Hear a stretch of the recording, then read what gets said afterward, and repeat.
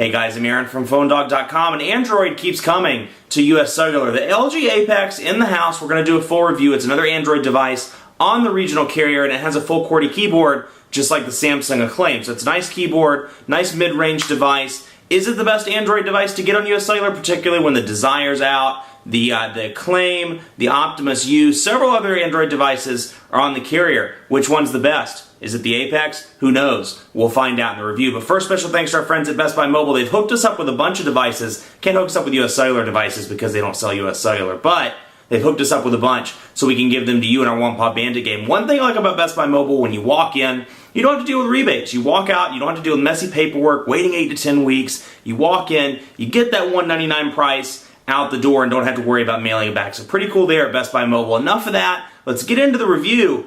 Android powered another Android phone in 2010.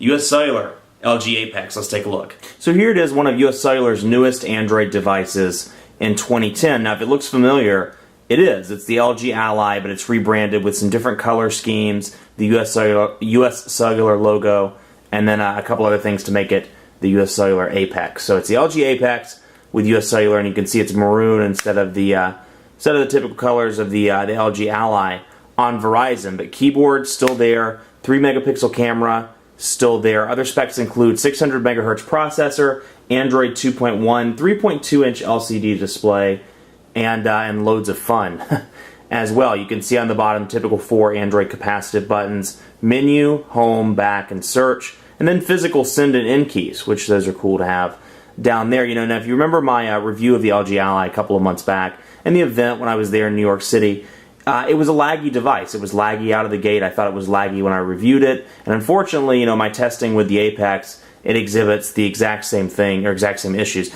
That said, you know, if you're looking for a first-time smartphone, this might be the one for you. But it's running Android 2.1. You can see on the right side, typical micro SD card slot, your camera shortcut button on the left spine, volume rocker and micro USB charging port, 3.5 millimeter headphone jack on the top. Now the difference with this one, excuse me, is it's running a couple of LG customizations that weren't on the Apex or weren't on the Ally when it came out. You can see some LG customized widgets like the Charlotte weather widget up here. You can see things like Facebook and Twitter widgets where you can flip back and forth between those and see your updates in real time. And then you can see things like messaging, bookmarks, and things of that nature. So quite a few widgets to choose from in addition to the stock Android widgets. Let's try to find a blank screen. We'll just delete this one and take a look at the widgets while we're thinking about it. In here you see some LG customized ones: alarm clock, battery life, which is one that I've installed, bookmarks, calendar, dual clock, Facebook, typical Google ones like Latitude, but then you have LG Socialite, which is their social aggregation software where you can pool your Facebook and your Twitter things together. It's actually the widget we just deleted. You can see there on the screen. So that widget is available. LG's messaging widget, which we saw a second ago on one of the other home screens. And then picture frame power control, typical Google stuff, search weather, and YouTube. When you get into the menu, very similar, you know, very stock, for the most part, build of Android 2.1 with the exception of a couple of US Cellular pre-installed programs. Things like My Contacts Backup, MySpace. Well, I mean, MySpace is on there, but nobody really uses MySpace, so that doesn't count. My Contacts Backup, US Cellular's Tone Room, and then Your Navigator, which is their Telenav, their branded version of Telenav for GPS. So you have those. Other than that, it's a pretty clean build of Android 2.1. So you have 5 home screens, the typical Android layout, and you can quickly scroll through those, or you can go down to the little bubbles in the bottom, and you can select one and jump to it. So pretty simple there. Let's take a look at the messaging app and take a look at the keyboard. Start up a new message, and you see you have the on-screen keyboard, and it's the typical Android keyboard as well. But just again, you know, very laggy screen, very laggy in terms of responsiveness. I can't type on this thing. The Quick Brown Fox is going to fail. So you can just see, I mean, just terrible typing experience, in my opinion. Now, the physical QWERTY, on the other hand, it's a 4-row physical QWERTY with a D-pad over here, and then you have your home and your menu, and then back shortcuts at the top as well. It's a pretty decent keyboard. I don't know that I care that much for the raised buttons. Let me wait for that to focus in. It's definitely tactile and definitely feels good, but you know, when you look at that versus something like a G2, the keyboard on the G2, or the Droid 2, or some of these other high-end smartphones, it's a much better experience on the keyboard front. Now that said, you know, these are $200 devices, and this is $79.99 after an $80 mail-in rebate. So something to keep in mind there, but still it's pretty decent. And you can see I'll jump back here. Let's start where we left off. The Quick Brown Fox. Fox needs a beer. Quick Brown Fox needs a beer. So you can see, quick and easy to type on. The keys are curved depending on what side you're typing on. If you're typing on this side, they're raised that way. If you're typing on the right side, they're raised slightly that way. Now, one of the frustrations I have with these keyboards, and I've called it out in a bunch of videos, I can't stand when it's not a dedicated spacebar. The spacebar is down with the letters. So, a typical computer keyboard, you're used to having a row down here with Control, Option, Command, Space, things of that nature. On this, you don't. It goes straight back to the letter. So it's a little bit frustrating to use something like this versus something like the Epic 4G or like the T-Mobile G2. Again, I hate to keep bringing that back in because it's not a dogfight, but you get the idea of having a dedicated row versus the one with letters. So frustrating there. It may not bother you guys, but it was might bother some of you, but it frustrated me. The D-pad's down here as well, and then you can navigate through the menu from these. You can scroll back. You can hit OK. Scroll back. And go to home. And so you can do a lot from the keyboard. You can scroll around using the D-pad, and you can go through your icons, and you can individually open, let's say, the gallery, bring that up. And when I want to go home, I can click home. So you can do a lot of navigation without closing the device, or if you want to keep it compact, you can do it like that. So on the topic of messaging, let's take a look at the Gmail application. And because this is running Android 2.1, it's not running 2.2 or 2.3.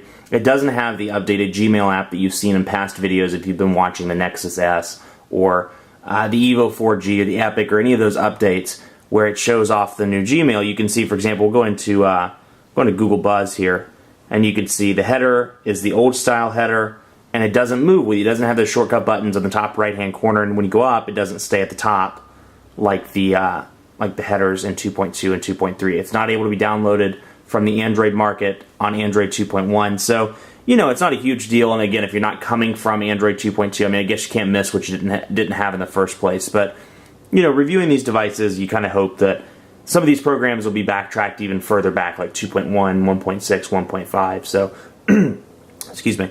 So that's that's a frustration, but still plenty of Gmail functionality in this. You do have the ability to add more than one account should you want to, and the only challenge there is with this version versus some of the newer versions, you can't just click on the Gmail part up here. So minor thing, not a big deal, but it'd be kind of cool to have that as a download in the Android market. On the topic of the Android market, that has been updated, and that's being pushed back to devices as old as devices that are running Android 1.6. So if you're running 1.6, 2.1, 2.2, or 2.3, you should get the revised Android market. You can see it's minor cosmetic changes, but still this whole header part's been redesigned. There's the carousel up top where you can scroll through the applications. We'll land on Google Voice, for example. You can scroll through all of those, and then you can select, and they're still categorized in their typical form. You can go down through here and click top free or just in. Let's see here, top free. And that's pretty cool. One of the biggest features that I liked about it, not only the aesthetic changes, but let's say you go into Google Maps and let's turn it. I just think from a design perspective, it's significantly improved over the old Android market. You see a very clean landscape mode, a very clean portrait mode, and looks good, and everything's very organized with description, with your reviews, and then with pre-written reviews, so in related programs. So it's nice to have it. It's a cool touch. It's actually not on the Nexus S yet. My demo unit actually has not gotten the new market yet, so that's pretty funny. But even Android 2.1 devices can take advantage of that. That's coming in the coming weeks, and it's being pushed to devices each and every day for the coming weeks. So if you haven't gotten it yet, and you're running a device that's capable, you should get it in the coming days. So pretty cool there. Otherwise, the phone app has been modified to LG's. It's an LG modification, and you can see it's not the typical Android phone app. It's big, these kind of big bubbly buttons. Voicemail call end on the bottom, call log down here, contacts, favorites. So the tabs are very similar, but you can see just some aesthetic changes.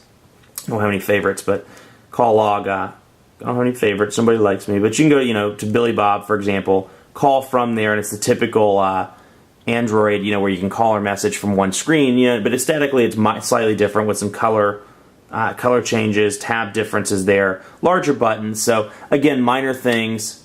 You can use that in landscape mode as well, or with the keyboard open as well if you'd like to. But not huge. But again, with those LG customizations, it's some new things that you didn't see on the older one, even though that was on the Ally. But some minor new things and things you don't see, you know, on some of the other Android 2.1 devices. LG's done a pretty decent job. I do have to give them kudos for one thing. I don't care for the lag of this device, but it's nice to see some customizations where it doesn't completely destroy the Android experience. You can see up top, it's still the gray bar. It's still the kind of drab color over here. Messaging is still the stock messaging app. It's not like TouchWiz where it's a modified messaging app. So some nice touches there, you know, and it's they've done a good job of preserving it, but adding their own little tweaks and things like that.